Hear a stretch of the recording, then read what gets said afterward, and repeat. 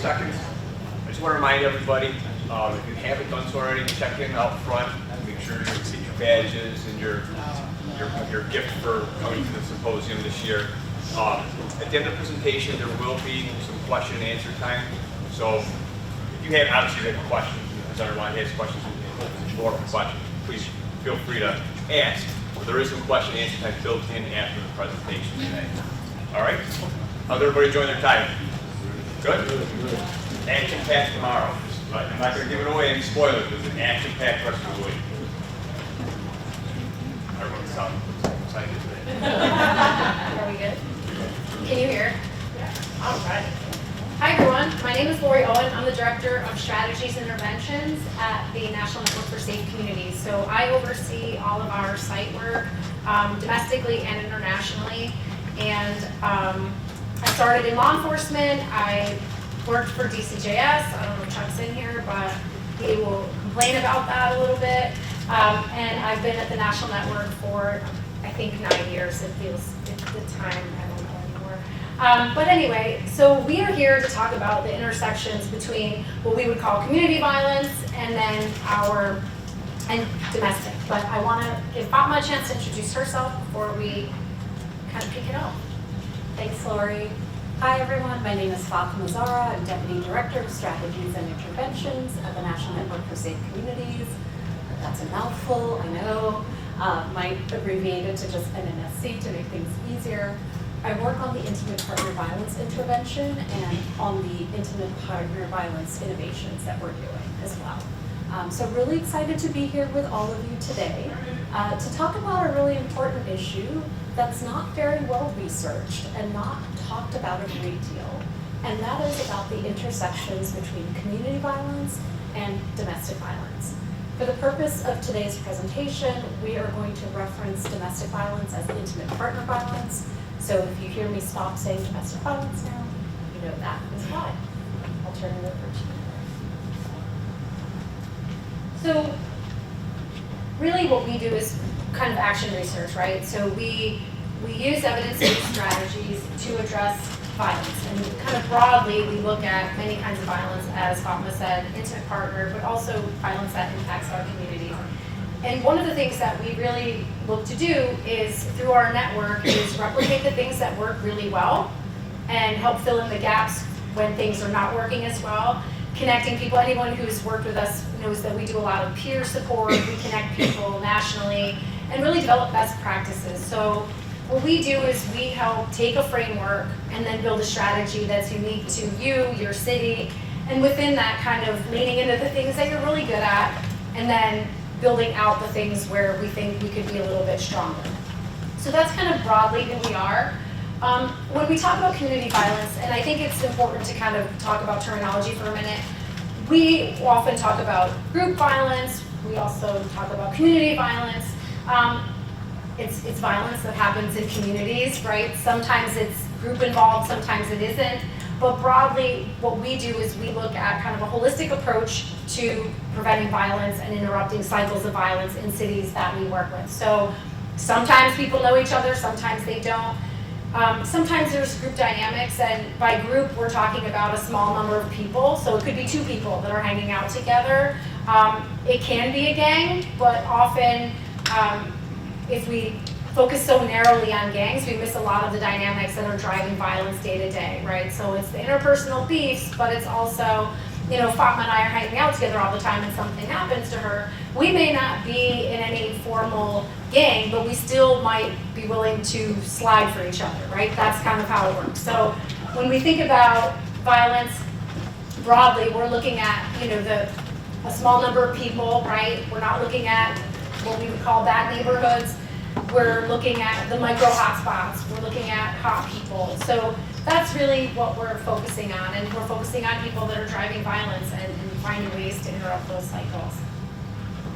So when we talk about groups, again, we are not using any of the sort of formal definitions that come with gangs. We're talking about just small numbers of people, 2 people, 3 people. They could be family, they could be hanging out on the same block, they could be friends.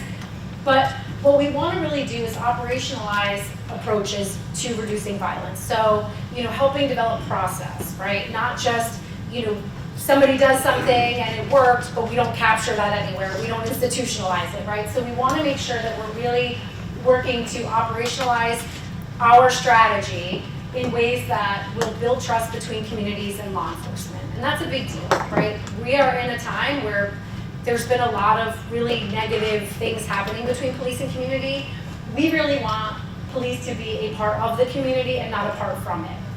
And so when we talk about legitimacy, one of the things that we really focus on is how we can enhance that by being transparent, right? Having processes that we can outline to say, this is how we decide who we are going to focus on, right? We're not focusing on people because of where they live or because of the color of their skin, but rather we're focusing on them because there are a series of things that are happening here that are giving us kind of red flags where we want to be able to give them our attention.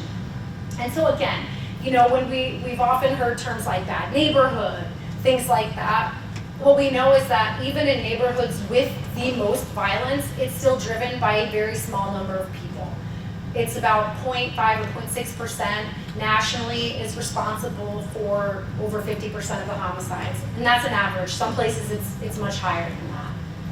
But also, within our prevention, we look a lot at informal social control. People are not really making decisions about their actions based on fear of prosecution, fear of law enforcement, right? When we want to change people's behavior, we have to use the things around them, the circumstances around them. And I say that because, think of the people that are influential in your life, right? Think about people that you know, whether, maybe you're influential over your kids, or I'm a soccer coach at a college.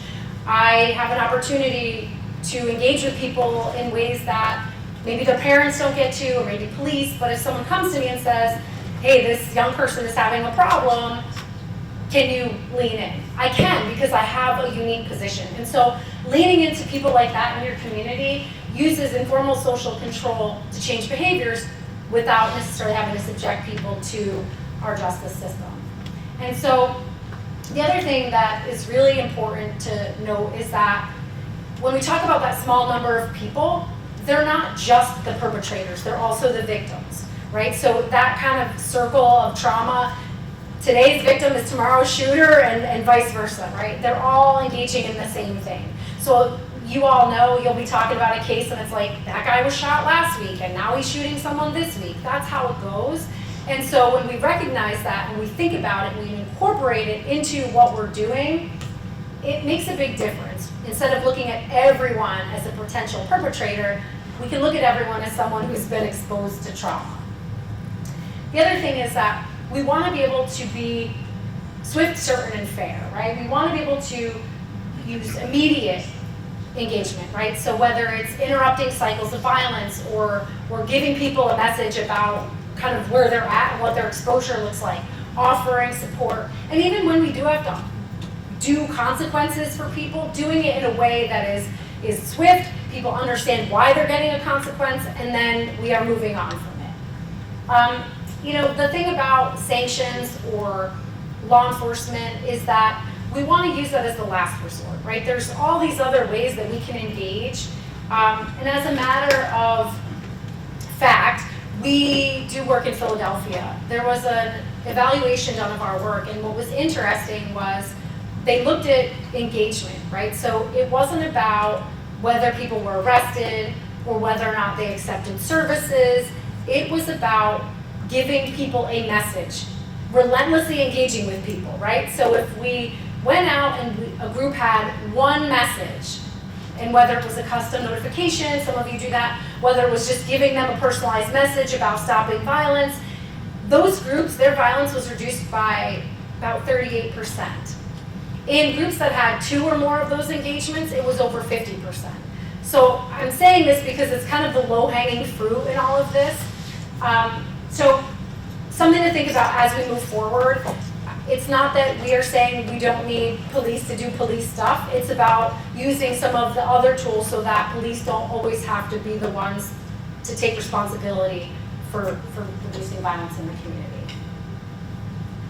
So the way that we think about violence is that we want to make sure that we're identifying people, and that's where law enforcement, and not just police, but probation, parole, prosecution, federal partners, everyone coming together to identify the people who are most at risk for violence, right? So whether the shooting review meetings, or it could be stuff that comes across a prosecutor's desk, it could be a probation officer who is engaging with someone and they see that they're kind of doing some things that are concerning, right? So identifying those people is probably one of the most important things, because it's kind of garbage in, garbage out, right? If we're not engaging the right people, everything that we do after that really doesn't matter too much. So then we want to be able to open lines of communication with them, right? Create ways to engage them. That is really kind of the way that we want to move forward, right? So we identify people, we create opportunities to engage with them, whether it's going to their house or meeting them at probation or what have you. Giving them a message saying, like, this is not going to be tolerated. We are not going to have violence in our city. There's help if you want it. So basically it's we're going to stop you if you make us, right? But we're going to help you if you let us help you.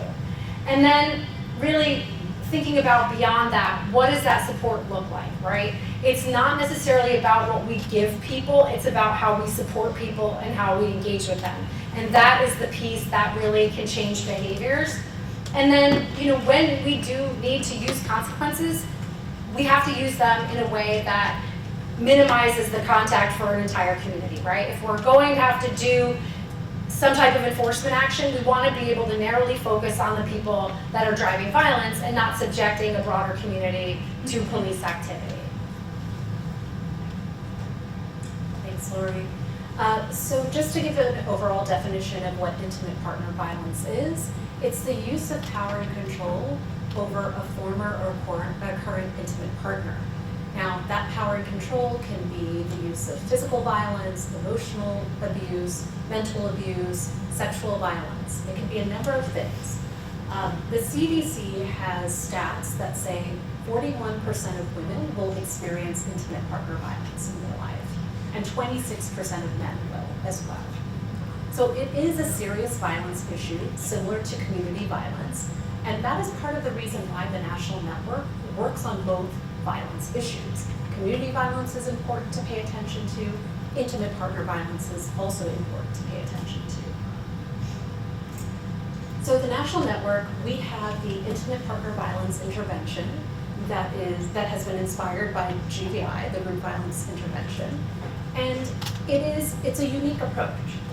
Traditionally, the strategies that are out there to talk about and address intimate partner violence, they're good, and they've done a lot of good things in the community, in the field, but the burden is still very heavily on the victim survivor, right? It's on the victim survivor on whether or not they move. It's on the victim survivor on whether or not they show up to court. It's on the victim survivor about anything that has to do with their safety. So the Intimate Partner Violence Intervention, which is IPVI, it's victim-centered but offender-focused. And the way that it's offender-focused is that we use a focus deterrence lens, similar to GVI. We do this in a way where we clearly communicate to the person who's causing harm that intimate partner violence is not acceptable. It's not okay. And we also clearly communicate consequences if they continue that behavior. So messaging is a key part of the strategy, along with an offer of meaningful support and resources for the person that's causing harm. This is all important because oftentimes what we've seen in the intimate partner violence field is that both victim survivors and abusers feel like, well, nothing's going to happen differently, like this case, it's just going to go away. This is a new way of dealing with intimate partner violence because communities, partners are coming together to address it by communicating to the person causing harm that this is not acceptable. And victims finally begin to feel, okay, maybe the burden isn't just on me to address the violence. Maybe there is a partnership of people of this community that's going to assist with that process. So IPVI's focus on the highest risk.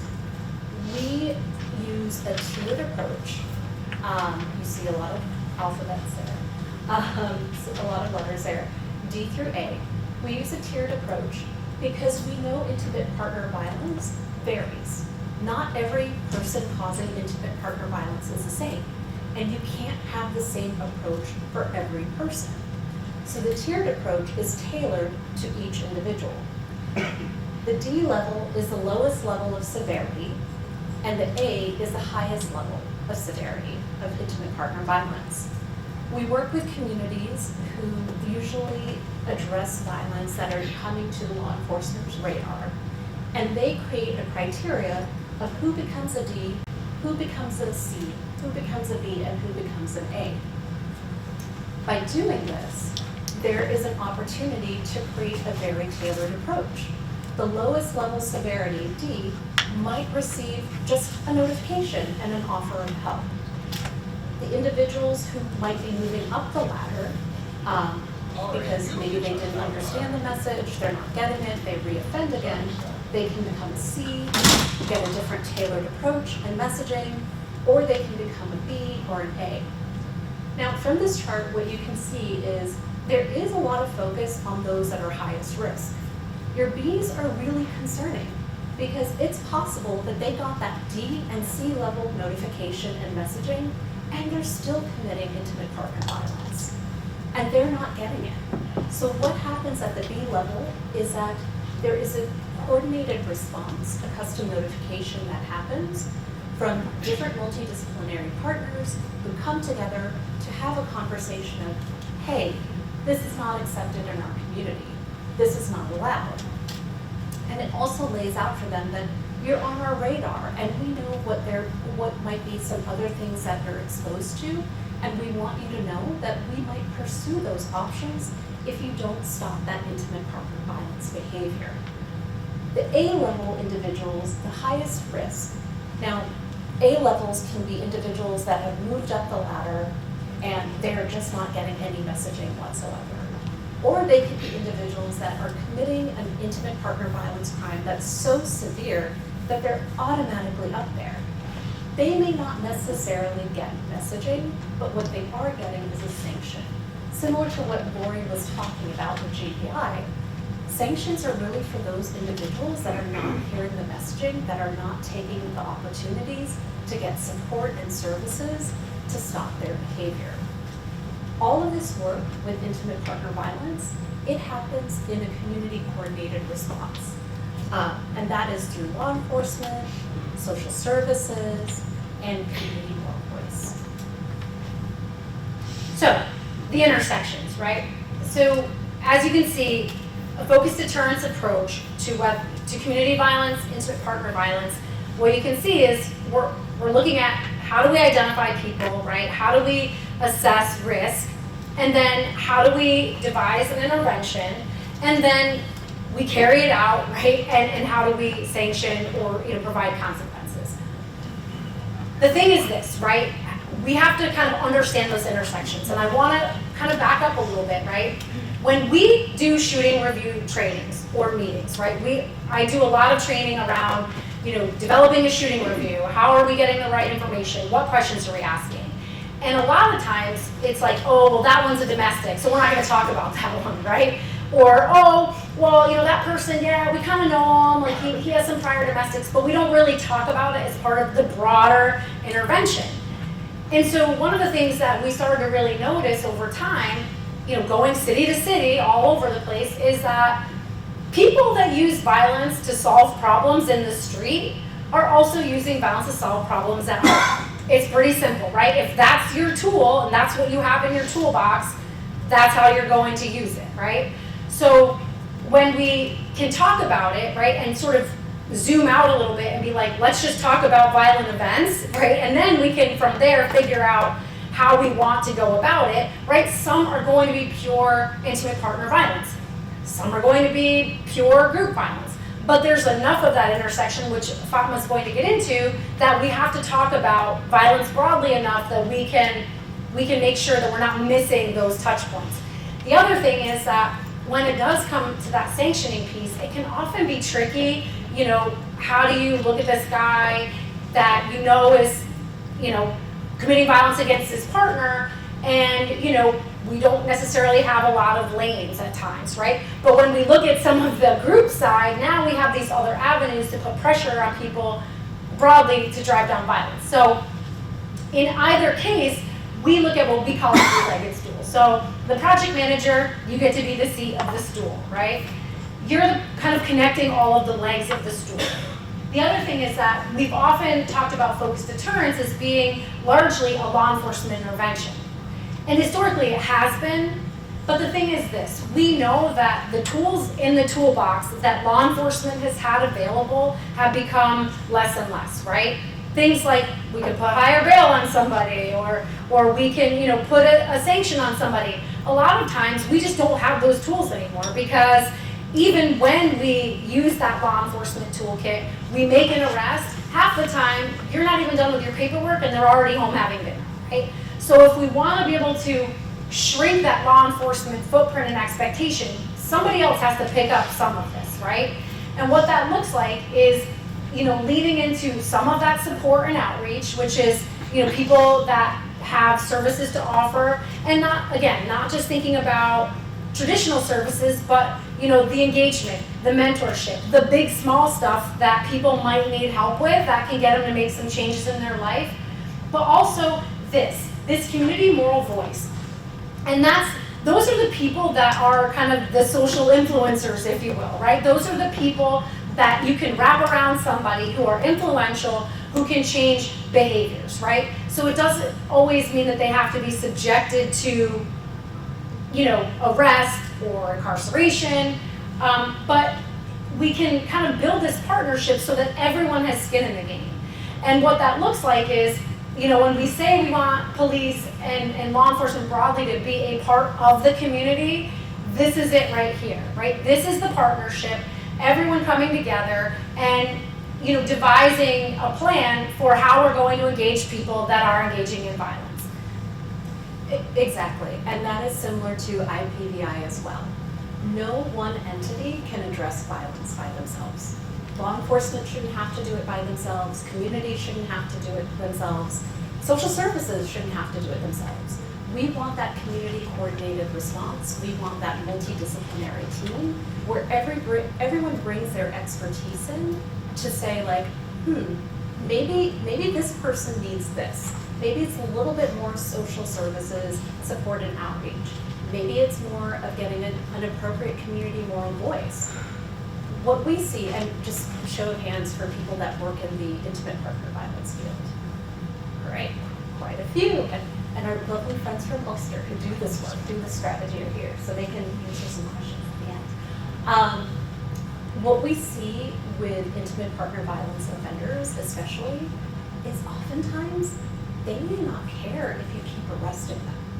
They may not care if there's a new criminal case, right?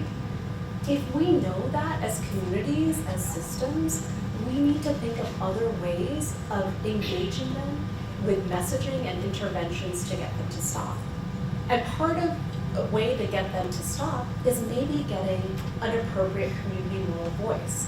Getting someone within the community that has standing, that has buy-in, that can say the same thing that law enforcement would say, same thing that social services, support and outreach can say, but do it in their own voice, right? We respect the fact that these three legs of the stool, they have their own perspective, they bring their own skills, but they all harmonize together to stop the violence at the end of the day.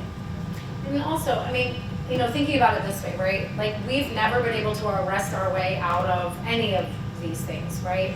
Even if we lock people up, right, there's always gonna be someone else, right? So looking at it from, prevention, intervention, I kind of give this example, right? We have a shooting review meeting, we have a guy that pops up on our radar because, we think he's at risk for violence, right? Group violence, let's say. And when we look at his history, we know that he also has some domestics as well. So when we want to intervene, one of the things that we got to be talking about here is like, okay, if he's getting into it with his girl every Friday night, right? Then he's going out with his boys and engaging in other things that are going to lead to a shooting. what are we gonna do with this guy? And part of it is like, this is a guy who we know is using violence to solve problems. So maybe part of the intervention, the mentoring piece of this is we're having a conversation with this guy, like, listen, when you get in with your girl on Friday, take a walk. You know what I mean? It's like the little stuff. Or saying like, what are the barriers here? Well, he's getting into it with this girl because maybe rent is due, right? And they're struggling. Or, you know, he's struggling with work, or any of these other things that like, there's no pure victim and pure perpetrator in a lot of these situations. And I'm not, of course there's outliers to all of that, but even within, you know, whether it's community violence or inter-partner violence, there's usually two people that are engaging in these activities. And so by using some of the tools that we have available to interrupt those cycles of violence, we can get out ahead of it, and we can, you know, take one incident and use it to prevent the next incident, right? So that's kind of the reason why we want to make sure we're talking about these things, because oftentimes we silo ourselves, not intentionally, but it's super easy to be like, when we're talking about group violence, right? And my experience is largely in group violence, right? To be like, oh yeah, we don't need to talk about that one. That's not our problem. That's DV problem, right? Or inter-partner problem, right? And by the same token, on that side, you know, when someone's popping up like, hey, this guy's like, you know, he's called himself a blood. He's doing X, Y, and Z. Like, we should be sharing that information back. Like, hey, this guy's probably on the radar, but he's also like getting into it with his girl like 3 times a month. So just being able to paint a full picture of what's happening with violence and using this partnership to be able to, you know, break down incidents, right? Not just say, what do we know about a case, but can we really dig in? Like, what's it gonna take for Fatma to do something different, right? What is it that she's gonna need? Who can we lean on around her? And that kind of relentless engagement is what is being shown to drive down violence broadly, right? Not even specifically around the type, but just broadly around violence. So we've been talking a lot about these 2 forms of violence separately, right? And how MMSC has addressed group violence and how MMSC has addressed intimate partner violence. Let's talk about commonalities.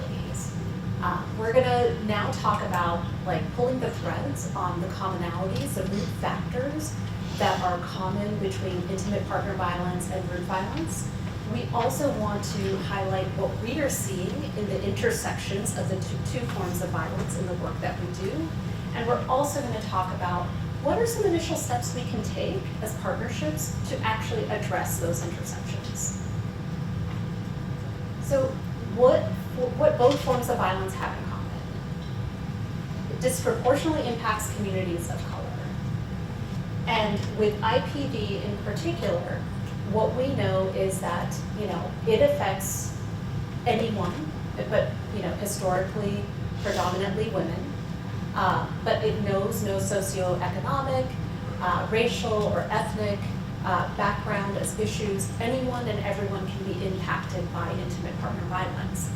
But we also know that marginalized communities are still at the highest risk of experiencing intimate partner violence. We see that Black, Latina, and Native women experience homicide rates through firearms at a higher rate than any other population. We also see that Black women between the ages of 18 to 34 are 5 times more likely to be killed in a firearm by their intimate partner. And it is an alarming statistic, but an important thing for us to keep in mind about who is at highest risk. Did you want to share about? Yeah, and so just to layer onto that, you know, we also know that people that are around someone that has been shot, their risk goes up like 950%. So thinking about it in those terms, right, we always say like violence begets violence, but statistically speaking, it's true. So when we are looking at the intersections, what we have to be thinking about is, you know, violence in and of itself is concentrated very disproportionately to communities of color.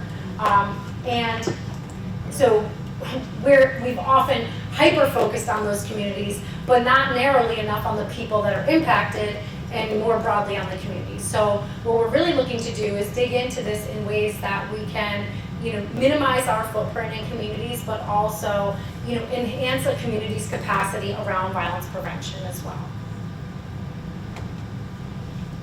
We also see a root factor in thinking about previous exposure to violence and trauma. We think about adverse childhood experiences and other social detriments, right? That impacts you. If you grow up with socioeconomic instability, if you grow up witnessing violence, if you grow up with, any type of instability, that impacts how you are going to be as an adult.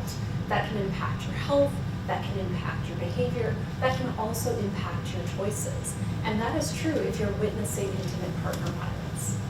And, within your community, if someone gets shot on your block, right? It becomes sort of an everyday occurrence in cities where there's high levels of violence. So oftentimes there's a desensitization to violence, but also it becomes like it's a way of doing business. So when someone disrespects you or someone, causes you problems, you respond with violence. So it could be disrespect or any of the, the things that people get into it over, but it's not, it's not because like there's big drug things necessarily, or it's not because people like seek out to be violent. It just becomes a community norm. And so if we don't think about it in that way, we're often kind of overlooking some of the ways that the violence can intersect across the community. And we want to remind folks that people aren't born to commit these forms of violence. These are learned behaviors, right? If you're witnessing intimate partner violence, you might be more susceptible in being victimized by it or by using it as well. So there is that piece that these are things that are learned behaviors that we have intervention points at and being able to address early on. Yeah, and I think, if you're exposed to violence, you commit violence. If you use violence to solve problems, like it's just there's a reason that people in other places don't necessarily use violence in that way, right? It comes from that exposure. If I was to get into an argument with Fatma right now, I'm not going to shoot her. But in places where that becomes the way that people exist, the way that business is done, then it just, things escalate in that way. So it is learned behaviors, but it's also an opportunity to break some of the cycles of violence that are really impacting our communities. And both forms of violence are really reinforcing unhealthy masculinity norms, right? If you experience intimate partner violence as a child, you witness it or you see it in your community, and no one says anything otherwise, you come to accept that this is socially appropriate. This is okay. And that is not something that is like addressed unless someone specifically comes out and says this is unhealthy. And it goes back to like the whole disrespect thing, right? Like if someone disrespects you in the street, you respond accordingly, right? If someone messes with your girl or takes your, this is just the way that things are done. And so, if we're not supporting people to change those behaviors, then we're going to continue to see more of the same. I'm going to talk about some numbers and try to make it interesting. So the National Network has been keeping an eye on this, right? Like what are these overlaps when these two forms of violence occur? And part of what we've been doing is through our product analyses. Anytime we start working in a city and we're about to implement, we do an analysis of their serious violence. And that serious violence that we're looking at, the data that we're looking at, are homicides and non-fatal shootings. And we've just begun looking at information from 17 cities. And what we found from that data is that 9% of those homicides and non-fatal shootings are IPV or IPV spillover related crimes. We've also seen that 26% of IPV and IPV related violence make up about non-group member involved violence. So not community violence, it is just intimate partner violence itself.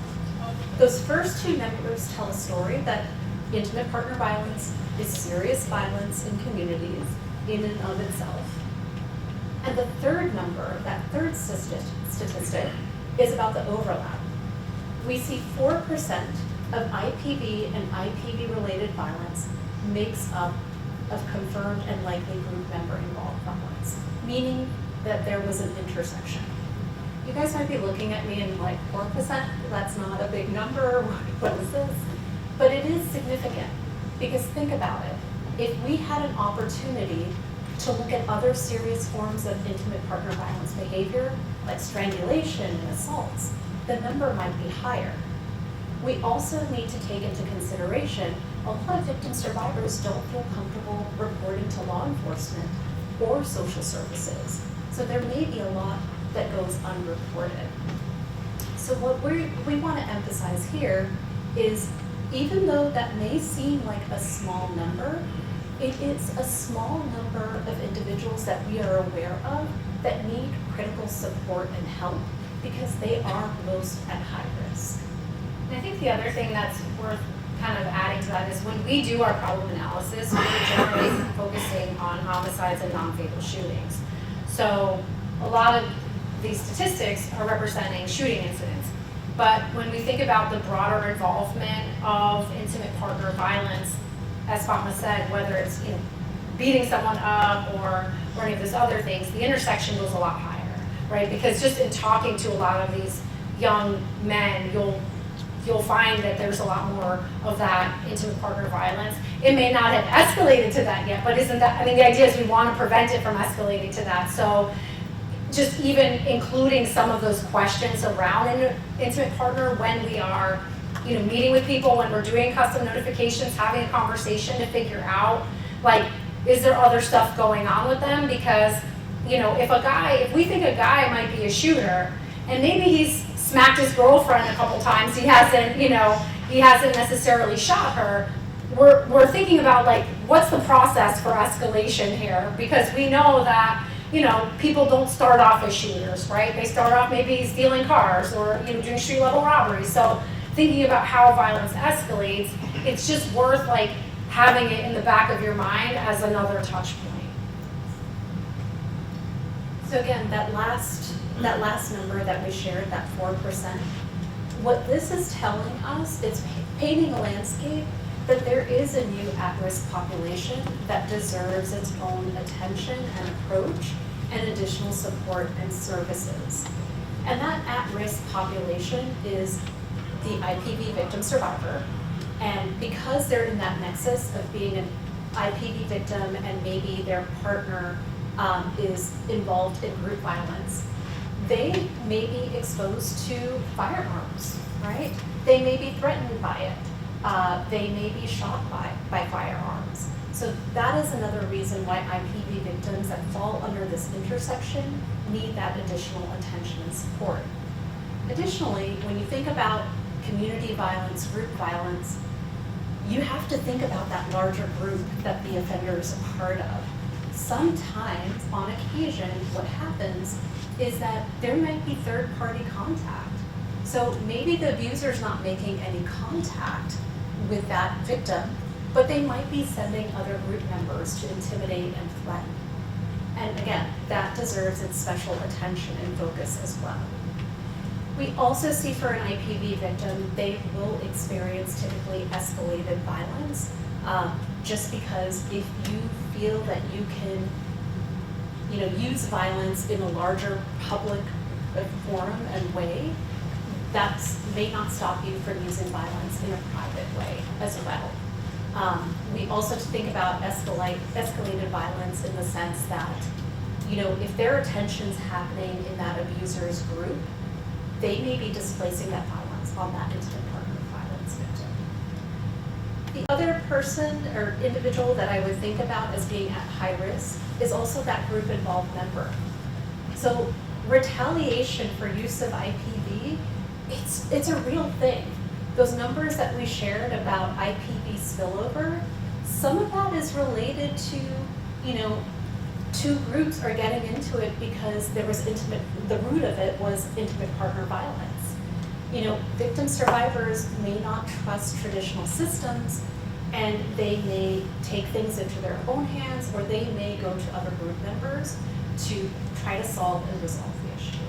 And just think about this, right, in the course of like, you know, what I always call like the soap opera of the streets. I mean, that's what really drives violence, right? I mean, it's not usually in the furtherance of like a group or gang activity. It's that people happen to be involved in group activity and they end up in a situation where it's disrespect, boy-girl drama, baby mama stuff. That's what ends up driving the actual incidents. And, you know, if you think about the cases that you've had over the last couple of years, think about how many times it was like, you know, two guys got into it because of the same girl, or that, you know, that guy went and shot her boyfriend, or she got shot because he was going after her boyfriend. So there's just a lot of this sort of like cross-pollination that happens. And, you know, I think the biggest thing that we should be talking about is, you know, violence and just asking questions that are digging into some of the details a little bit more than we have in the past. And I think, you know, because focused deterrence initially was developed around group dynamics, it was limited to group dynamics, right? It was like, oh, well, it's an 18 to 24-year-old population, so we didn't want to talk about juveniles, right? And it's this group dynamic, so we don't want to talk about the intimate partner side. But really, focused deterrence is just focusing on people that are driving violence. And so what we've really aimed to do is make sure that when we come in and do a problem analysis, and by the way, that's something that DCJS does have us do in a lot of the cities that you're in. So if you haven't had one, we're happy to do it. But breaking all that down for you, right? Like, what percentage of your violence is juvenile? What is adult? What are the demographics? Like, how much of it is domestic, you know, specifically intimate partner? How much of it, you know, is, you know, groups that are beefing, and just mapping it all out, because then when you're looking at your menu of interventions, at least you have a good kind of map of what the problem is so that you can choose accordingly. And so how do we actually address it? One of them is just identifying and sharing the right resources. If you are working with a group involved member and you know that they're also, you know, engaging in intimate partner violence, give them information on how to address intimate partner violence. You don't have to just work with that client specifically for what they're coming to you with. If you know other forms of violence are existing, get to know your other partners who might be able to share that information with you. Also thinking about messaging, right? If you know that it exists, like both things are existing, you can't just ignore one and only address one. It's really important, again, both forms of violence are incredibly serious. If we know it's happening, message around both. You know, violence is not accepted when you use it against a stranger. Violence is not accepted when you use it against someone you care about and you love as well. And also just removing silos from the field. It is really important if you're working on domestic violence, intimate partner violence cases, but you're working on community violence cases, talk to each other. There's more than enough work out there in this field to collaborate and think about who's going to be able to address the violence best. I'm going to give a shout out to our Ulster County partners, because just last week, they actually did this and did this really well. They identified an intimate partner violence offender, and they also said that this person was group involved as well. So thinking through, their brainstorming out loud, what to do, what to provide, they eventually got to a place of thinking, okay, maybe we give the messaging through someone that does the community violence work.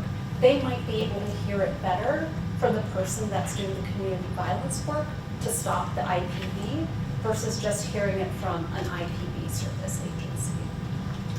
And I want to just kind of think about it, you know, we talk a lot about focused deterrence, and I think some of the ideas, the historical kind of understanding of it was that it's like super complicated, right? So whether however you're applying it, it feels like a big lift.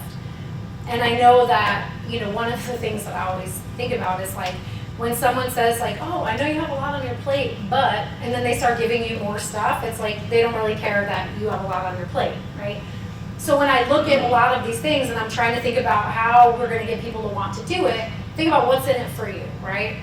And the idea with looking at intersections is broadly, right, if you're talking about groups and you're talking about intimate partner stuff and you're using what is really broadly the same intervention, you're identifying people, you're engaging people, and you're using enforcement when you need to, and also, leaning into the intersections as well as, the standalones. I mean, if you think about that, in a lot of cities, you're looking at 30% of the violence is group, if 26% of the not group is intimate partner. Think about the amount of violence that is coming from just those two things, and think about the low-hanging fruit of doing engagement. And for those of you that do custom notifications, it's having a conversation with someone. It's explaining to them their legal risk. Hey, listen, we're paying attention to violence, we're prioritizing it. If you keep engaging in violence, there's going to be pretty serious consequences for you. Also, if you want help, this is the help we can give you. And then having those outreach people, those community people, continuing to do that follow-up. That's where that informal social control piece comes in, that relentless engagement that we saw in Philly have such great results. That's how it works. And so what I try to think about is yes, we look at violence as this big problem, but if we do our analysis and we break it into these sort of bite-sized pieces and focus narrowly on people that drive violence, it makes it a lot more manageable, and it makes it also easy to fold in some type of intimate partner engagement with some of the things that you're already doing. I mean, maybe you have to ask some additional questions, maybe you have to kind of tighten it up a little bit, but the intersections are already there, so you don't have to reinvent the wheel to do a lot of this. And one of the things that we can help with is making sure that you're identifying the drivers of violence to start with, so that you can plan what needs to happen after, so that we're not missing any of those key touch points. This is a lot of information, but it's an interesting intersection and an important intersection for us to examine and look at. Here's our contact information. But we welcome questions. What are your thoughts? Did some of this surprise you, or you're seeing this in the work that you're doing already and wish you had more tools to address it? Were you going to say something? You look like you were going to say something. Yeah. Definitely. I was thinking, I'm from Monroe County, the probation department. We created what was called the GIVE model of probation about 2 years ago. I'm actually I was a supervisor, I'm one of our assistant chiefs. I was in charge of our veterans, and we saw that intersection. We had quickly identified that as one of the biggest risk factors. When we supervised someone who's on for gun violence, and domestic violence is parallel, this is an intersection. The other big risk factor was residential stability. They were much more likely to be involved in serious violence. We baked right into one of our criteria to give them that extra higher designation. And this last week, actually, Saturday, this past week, we formally moved our domestic violence unit into our special operations unit. It's awesome. We all work together now, so. Yeah, I'm just thinking, it's kind of, everything you're saying, this is completely resonated with. Yes, this is exactly our experiences over the past 4 years of working with the government. So now that we haven't worked in the same, and I'm obviously biased on this is the change of vision. So, I think we've definitely done the right move, and thank you for your presentation. Well, in a big city, right, I always remember it's even when we were initially looking at just the group dynamics, and it's well, you have a homicide unit, you have a gang unit, you have a narcotics unit, and sometimes just getting people to be in the same room to talk was the biggest obstacle. And I think that's become a lot more normalized now, where people share information. This is just one more thing that, instead of treating it as something completely separate, it's just pulling that conversation into the larger conversation. I think, the intervention piece is the easy piece, really, because, once you know who's driving violence, I mean, it's a little bit of homework around, okay, what do I need to figure out with Fatma to get her to change her behavior, right? And breaking it down that sort of intimately. But a lot of it is are we even asking the right questions in the beginning? Because, a lot of times you know, when I would go to a city that was saying, oh, we have shooting review meetings all the time, or intel meetings, and it would be like, they put a case up and then say, anybody got anything on this? And part of us coming from law enforcement is we want to close out cases, right? And we close them out by making an arrest. And not that I'm saying we shouldn't do that, please don't, that's not what I'm saying, but what I'm saying is, can we also take information from that incident to get out ahead of the next incident? Because if we're not being proactive, then we're not going to drive down violence if we're always just reacting to it. So some of it is, when we're in that room talking about a violent incident, you know, are we asking the right questions? So if it was a strangulation and we have this, you know, the perpetrator, can we ask a couple more questions about the guy, right? Is he doing anything else, right? Is he engaged in anything else? How's this guy spending his time? Where does he lay his head? Who does he hang out with?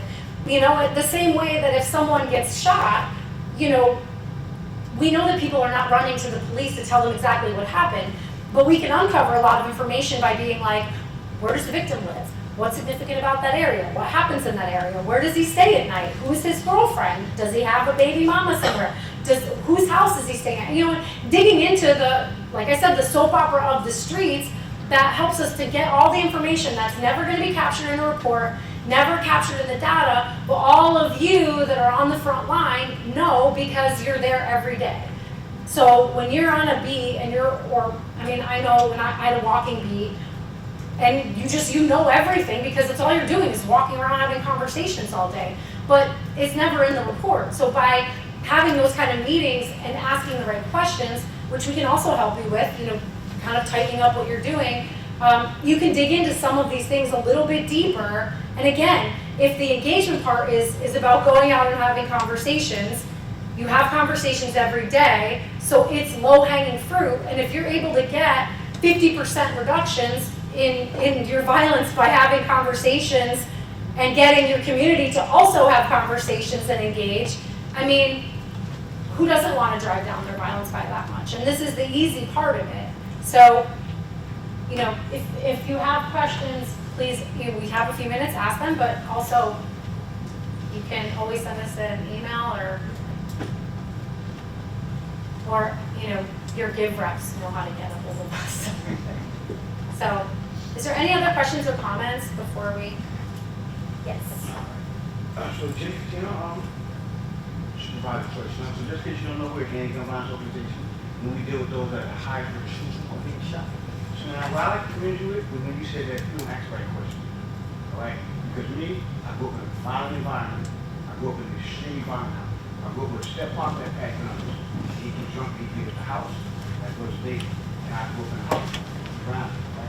So in turn, I left the house and I took that frustration out on my peers. So instead of the school saying, why is he doing this? They never said why. They didn't care why. All they worried about was what I was doing. So what they did in turn was introduce me to institution. So I've been through Spofford, Horizon, Brookwood, Goshen. I did all of that. It got so bad that violence is normal for me. I can commit violence like this. I'm raised, right? So I ended up committing an extreme act of violence, and I came on 32. Only as a kid, I came on 32. So now, along that way, remember my pop did the whole house, my mom and all that. So along that way, I'm legally married. My wife is my high school sweetheart. But when I came home from doing all that time, I was so far gone that now I came home committing violence in my life. And now I came home so changed mentally, so unable to control myself. That I have an 18-year-old daughter now, that I would look at my daughter, at this time she was single ladies, and I would look at her, and I'd be talking to her like she's an adult. And I would see the lip quiver, and I would know that I was wrong, but there was nothing that I could do. And unfortunately, I ended up catching another prison grade, and I went work on myself. But nobody helped me, nobody cared. But I think, you know, it's such a great point, because when we talk about influentials and those moral voices, it's the people like you that can connect with someone else to say, this is the road I went down, right? Because me saying it to someone may not resonate, but you saying it to someone, like, you know, and you do it, I'm sure, with Snug, right? You're getting those points with someone.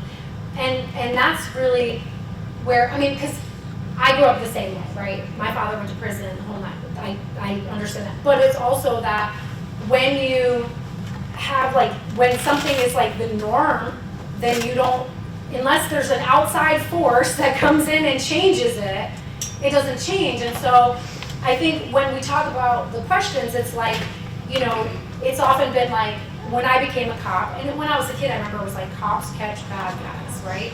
But that really categorizes people as good and bad, and we know that that's not the case, right? There's good and bad, but sometimes there's a big gray area, and like most of us are in the gray area, right? We're not purely one or the other, and I think, you know, looking back on how I got to where I got, it was just intervention points, right? Those forks in the road where you could go one way or the other way, and sometimes it was having that person that like pulled you this way instead of that way. And I think when we're asking questions, a lot of it is like, are we digging into the story enough, right, to get the information that we actually need to affect a change? Because if we're just looking to close out cases, you know, and figure out who did it, and we're not talking about the victim and all of the information that's there, a lot of times, you know, we're missing not just an opportunity to close that case, but even an opportunity to interrupt something. So I saw that you had a hand up, and then you. Lamit Taylor, New York State Justice Institute. He kind of touched on some things that I was going to say, but I'll still ask them anyway. So 2 questions. I guess the first question is, in your approach to addressing violence or changing behaviors of people, is there any credit given to systemic or structural violence? Because I mean, when we talk about changing relationships, we can't necessarily change relationships between people if they operate under systems that condition them to respond to a certain person in a particular type of way, to engage a certain person in a particular type of way. Because those initiatives that we do will only cause us to experience people repeating the same behavior. So I guess that's my first question. What credit is given to systemic or structural violence? I think it really, it's a huge part of it, right? And a lot of that comes from like community moral voices, it comes from support and outreach, where they have more of that experience in being able to talk about issues that way and being able to address it that way as well. So it is definitely an important thing that comes up, but probably not as often as we would like it to come up, right? So definitely something for us to continue to expand on. But you're also talking, I think, about sort of like the distrust of like institutions broadly, like whether it's police or government. And I think, I mean, the answer is yes, we know, like especially in our side when we're thinking about the dynamics, I mean, we know that there's been harm in communities, right? And so if we're not thinking about that and creating ways to enhance those relationships, and that's why like we talk a lot about legitimacy, right? So that way we can say, we have a process, right? So when we go to a community, it's not coming in and saying, well, this is how it's gonna be, but rather helping that community to engage, and that's why we want that community partnership, because it's pretty tone deaf to go into a community and tell them what they need and what the problems are without engaging the community as part of the solution and the process. So that is a big part of how we're thinking about that partnership. It has to include everyone. Otherwise, it's just, you know, we're not making communities better. We're just coming in and being directed. So I'm holding the second question with this response to what you said about the distrust. Because I think it's distrust, but I also think it's a component of a lack of faith or belief, right? Some people might want to trust an institution or a particular organization, but they have a history of being failed, they have a history of lacking the support that they just can't cluster up enough courage to share. That's that big. So I just want to give you one thing quick, because I think what you're saying is really important. During COVID, we saw a lot of cities have really big upticks in violence. And one city that we work with didn't. They sustained their reductions. So the question is, how did they do that? And one of the things that they do as part of their outreach is not just relentless engagement. You're not going out and handing someone a card or being like, call this number if you need help, but sitting down and saying, you know, do you need help with the paperwork? Do you need, right, really like one-on-one, right? How are we doing this? And so, you know, it's sort of like anybody can offer something, but it's how you go about it, right? It's the kind of, you know, it's like, it's not what you say, it's how you say it. Like everyone, you know, has heard that. It's that thing exactly. And so what we found to be true is that it was about the relationships that people built, you know, in the way that they engage people that was able to sustain some of these cities really well over time. And, you know, the ones that weren't going out and doing that engagement had these upticks because a lot of people just didn't go out at all. So I think, you know, and I don't know that, like, specifically the data that's out there to support it, but I always say if you can't qualify it, when you quantify it, then it doesn't always mean anything because it's not just about checking boxes, it's about, like, actually doing the work and rolling up your sleeves. So that's why I think the community piece is so important.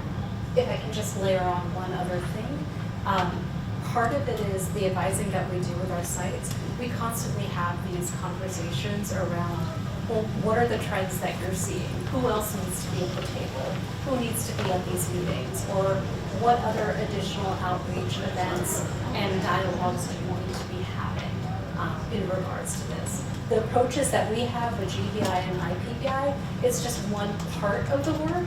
It doesn't necessarily cover all of the violence intervention work, but it's just one piece of the violence intervention work. Vanessa, you have a question? I was just wondering if it's more or less geared to young adults, becoming adults, because I'm actually here as a survivor in non-law enforcement, and I'm a little skeptical because I couldn't go by my own experience. And my ex-husband was an adult, and I feel like I saw that he had like faith and community members, and just see he wouldn't have cared. And I'm glad he told this story because it was just, he did what he did, and no one was going to tell him different. So I was just wondering if it's to prevent that by the time they're out. You bring up a good point. So the examples that were listed, those are just general examples, but what we ask our partnerships to do is think about that individual. So the probation officer, what do you know about this person? Who's going to get that message clear to them? You're thinking about, you know, this caseworker that's working with that individual. They're not going to hear it from that pastor or that preacher. So it's really about tailoring that messaging for each person. So it may not necessarily be, you know, a faith leader, but if there is someone else, and our partners here might be able to share some examples as well, where they have thought about, maybe it's their mom that needs to say it, maybe it's someone else that needs to have the message. But you're absolutely right. It's limiting, like the list, and it really does have to be tailored to each individual. I know that we don't have any more time, but if anyone has any questions, if you send an email, I'll send you back my number, and you can text me or call me or whatever. We can chat. So anytime we want to be able to help. So thanks everyone.